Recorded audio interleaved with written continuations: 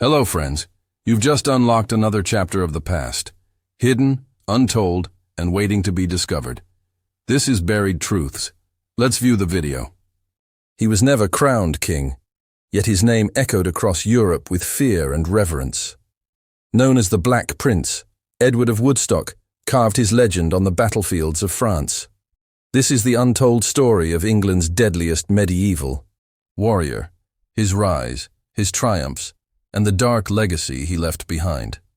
Edward of Woodstock was born on June 15, 1330, at Woodstock Palace, to King Edward III and Queen Philippa of Hainault. As heir to the throne, he was immersed from birth in England's royal and military traditions. His upbringing was shaped by the turmoil of early medieval England and looming conflict with France. From a young age, Edward was groomed to be a warrior prince. Trained in swordsmanship, archery, horsemanship, and Latin, he absorbed the values of chivalry and knightly conduct. His tutors, including prominent nobles and military men, prepared him to lead men into battle and rule with both strength and strategy. In 1343, at just 13 years old, Edward was formally invested as the Prince of Wales, a traditional title for the English heir. This marked his first step into public life and military engagement. His father, King Edward III, had already begun planning a campaign to assert English claims over French territory, laying Edward's path to war. The 14th century was a time of brutal dynastic warfare. The 100 Years' War had just begun, between England and France over competing claims to the French crown. Edward grew up with tales of conquest, siegecraft, and honor. He was destined not just to witness history, but to shape it on the battlefield. Edward's early court experience involved witnessing council debates, reviewing logistics, and observing troop training.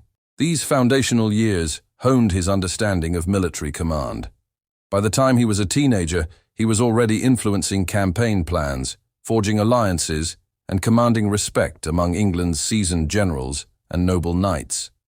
As war clouds gathered over Europe, the young prince stood ready. With noble blood, strategic genius, and a thirst for glory, Edward of Woodstock prepared to enter history not as a monarch, but as the most feared commander of the English crown, forever remembered as the Black Prince. In 1346, Edward of Woodstock faced his first real test of command. At just 16, the young prince joined his father's invasion of France during the 100 Years' War. What followed at Crecy would transform him from a royal heir into a military legend. The Black Prince's baptism by fire had begun. The English army, though smaller in size, was disciplined, mobile, and strategically positioned. Edward was given control of the vanguard, an extraordinary responsibility. He positioned his forces on a sloping ridge near Crecy, granting them a deadly advantage. The terrain and planning would prove decisive in one of history's great battles.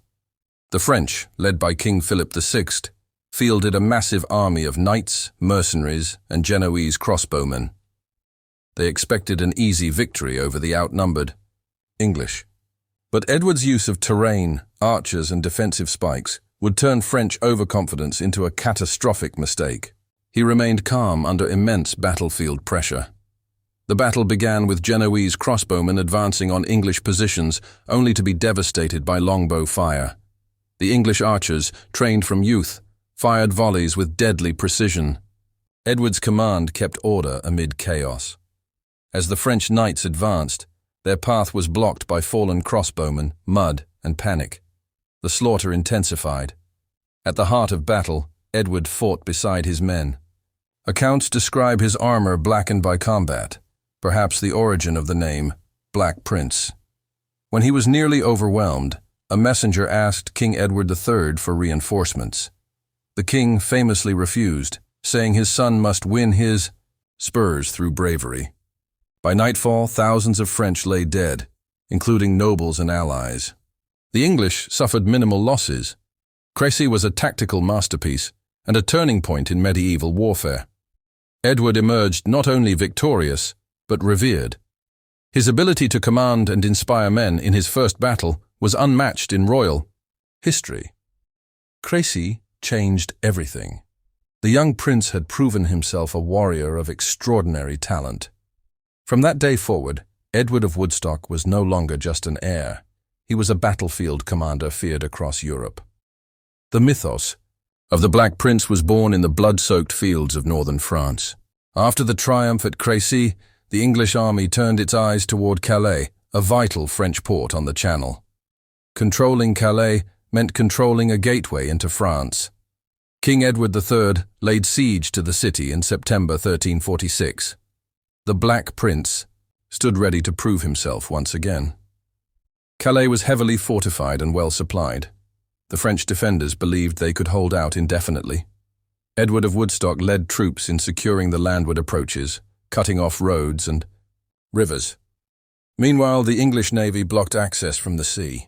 The prince's organization and discipline proved vital to tightening the noose. The siege dragged on for nearly a year. Disease and hunger ravaged both sides. But Edward maintained high morale among his men. He enforced strict order, ensured rotations of duties, and brought in reinforcements. His leadership turned a brutal blockade into a methodical military operation that wore down the defenders over time. Inside the walls, the people of Calais starved. Appeals to King Philip VI of France went unanswered. French attempts to break the siege failed. The Black Prince's forces repelled every sortie and maintained unbroken pressure. Slowly, the city descended into desperation, with even nobles eating rats and leather just to survive. In August 1347, Calais surrendered. The prince watched as 6 burghers offered themselves in chains to spare the town. King Edward considered executing them, but Queen Philippa's intervention saved their lives. Edward of Woodstock's conduct during the surrender was marked by firm control and a cold, calculated understanding of power. The capture of Calais was a masterstroke. It became England's strategic foothold on the continent for over 2 centuries. Edward's role in the siege established him as more than a battlefield leader. He was a commander capable of long-term conquest. His legend continued to grow, forged through hunger, patience, and steel. Calais was the crown jewel of the campaign. The Black Prince's ability to lead during prolonged warfare earned him admiration and fear. He had mastered both lightning warfare and the slow grind of siege. Edward of Woodstock's reputation as England's deadliest warrior was no longer rising. It had fully arrived. Following the conquest of Calais, Edward of Woodstock reached new heights. In 1362, his father granted him the Duchy of Aquitaine, vast region in southwestern France. As Prince of Aquitaine, Edward became not only a war hero but also a ruler, tasked with governing a culturally distinct and rebellious French territory.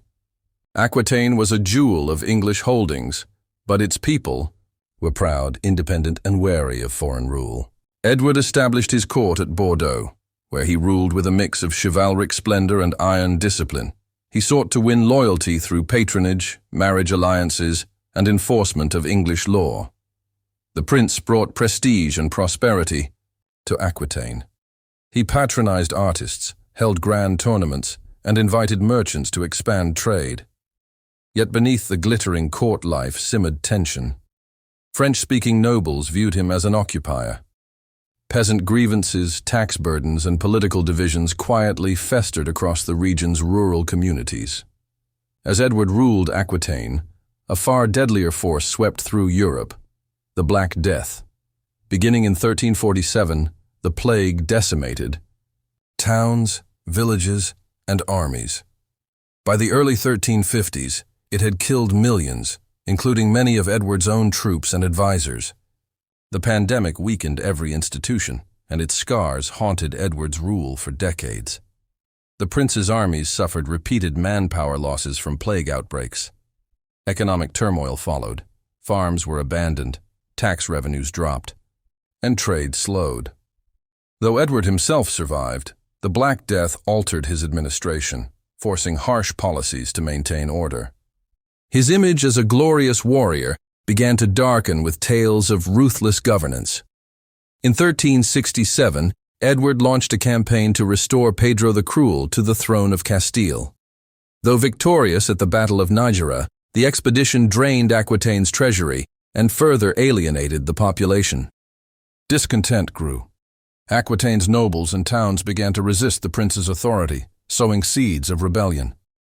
By the late 1360s, the once revered Black Prince faced rising opposition, fiscal crisis, and poor health. As plague-stricken, lands rebelled and enemies gathered, Edward's grip on Aquitaine weakened.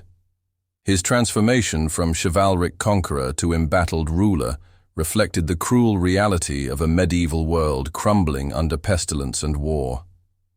In September 1356, Edward of Woodstock led a daring raid deep into French territory. His force, outnumbered and far from home, was intercepted near Poitiers by King John II of France. Facing annihilation, the Black Prince prepared for a battle that would cement his status as a legendary medieval commander. Edward's army numbered barely 6,000, while the French had nearly 20,000. Despite the odds, Edward chose to fight. He positioned his troops on a wooded slope, flanked by marshy ground, forcing the French to attack uphill through narrow lanes. His strategic brilliance turned geography into a lethal weapon of war. The French advanced in waves, with elite knights charging uphill. English longbowmen unleashed devastating volleys, breaking enemy formations and creating chaos. Edward's front lines remained solid. Hidden behind hedges and ditches, English infantry ambushed advancing French forces, while mounted troops flanked the enemy. It was an ambush, disguised as a defense. King John II fought bravely alongside his knights, refusing to retreat. But the battlefield turned into a slaughter. French units collapsed under pressure. At the height of the melee, the French king found himself surrounded. Instead of escaping, he continued fighting, eventually surrendering to an English squire named Denis de Morbecque. Edward treated his royal prisoner with dignity. King John was captured along with his son and hundreds of nobles. France had lost not only a battle, but also its monarch. The ransom demanded, 3 million gold crowns, plunged France into chaos. The English prince had broken the enemy's spine without needing reinforcements. The battle's aftermath shocked Europe. A teenage warrior had destroyed the pride of French knighthood and brought a king to his knees. Edward returned to Bordeaux as a hero, his reputation now larger than life. Songs, poems, and chronicles praised the Black Prince's valor, strategy, and chivalric mercy. Poitiers was not just a military triumph, it was political earthquake. The Black Prince had shown that brilliance could defeat brute force, and that courage paired with cunning could shake kingdoms. His legend as England's deadliest medieval warrior was no longer just myth, it was now carved into the fate of empires. In 1367, Edward of Woodstock led an ambitious expedition into Spain. He supported Pedro the Cruel of Castile in reclaiming his throne from rival Henry of Trastamara. This campaign, meant to expand English influence, would prove one of the costliest and most controversial chapters in the Black Prince's life. The campaign began with great promise. Edward's army, including Gascon allies and English longbowmen, marched across the Pyrenees. They met Henry's Franco-Castilian forces near the town of Nájera. Despite being heavily outnumbered, Edward's disciplined tactics and surprise flanking maneuvers led to a crushing English victory on April 3, 1367. The Battle of Nájera was a battlefield masterpiece. Edward positioned archers on elevated ground and used mounted knights to rout enemy cavalry. Thousands of enemy soldiers died or fled. Pedro regained his throne, and Edward emerged victorious. But beneath the surface, the Spanish triumph masked a catastrophic personal and political cost. Pedro, infamous for cruelty and instability, broke his promises. He failed to repay Edward's massive war expenses and offered little political support. Edward had bankrupted his Duchy of Aquitaine to fund the war, expecting rich rewards. Instead, he returned to Bordeaux burdened with debt, ill health, and growing resentment from his subjects. The Spanish climate and brutal march had weakened Edward physically. He likely contracted dysentery or a wasting disease during the campaign. Upon his return, He was no longer the vibrant warrior of Poitiers, but a man struggling against both illness and political backlash. His authority began to crumble under debt and discontent. The nobles of Aquitaine, especially in the south, accused Edward of overtaxation and misrule. Rebellions ignited. The French monarchy seized the opportunity to undermine English control. Edward's glorious chivalric image now clashed with accusations of tyranny and economic ruin. His dream of continental dominance was slipping through his fingers. The Spanish adventure that was meant to be Edward's next great triumph became his undoing. Betrayed by Pedro, ravaged by disease and burdened by debt, the Black Prince now faced not foreign enemies but rebellion at home and decay within. His sword had won kingdoms, but could not save his soul. The Black Prince's health steadily declined after the Spanish campaign.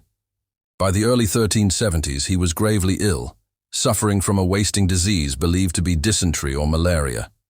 Despite his failing strength, Edward remained determined to govern Aquitaine and uphold his father's ambitions. In 1376, Edward made his final journey to England, hoping to secure his son's inheritance and England's future. His return was marked by weakness, yet he received a hero's welcome. The prince's illness worsened quickly, preventing him from participating further in political affairs or war. Edward of Woodstock died on June 8, 1376, at Westminster Palace, aged only 45. His death was mourned throughout England and France, where even enemies respected his military skill and chivalric code. He was buried in Canterbury Cathedral, a site befitting his noble status and enduring reputation. Despite his early death, the Black Prince's legacy endured. His son, Richard II, succeeded Edward III, but lacked his father's military prowess. The prince's victories at Crecy, Calais, and Poitiers shaped the 100 Years' War and English history for generations to come. Edward was remembered as a model chivalric knight, combining ruthless military strategy with honor and mercy. Chronicles and poems glorified his courage and leadership. Yet behind the legend was a man worn by war, disease, and political turmoil, his greatness tempered by the burdens he bore. His exploits inspired knights and kings alike, influencing medieval warfare's evolution. The Black Prince's use of longbowmen, combined arms tactics, and psychological warfare foreshadowed modern military strategy. He became a symbol of England's medieval martial spirit and royal authority. Today, the Black Prince's story lives on through monuments, literature, and popular culture. His helmet and armor remain iconic symbols of chivalry and valor. Though centuries have passed, Edward of Woodstock remains England's deadliest medieval warrior, his untold story etched into the annals of history. Thanks for watching Buried Truths. If you enjoyed uncovering the hidden corners of history, don't forget to like, subscribe, and turn on the notification bell for more powerful stories from history's hidden vault. See you in the next video.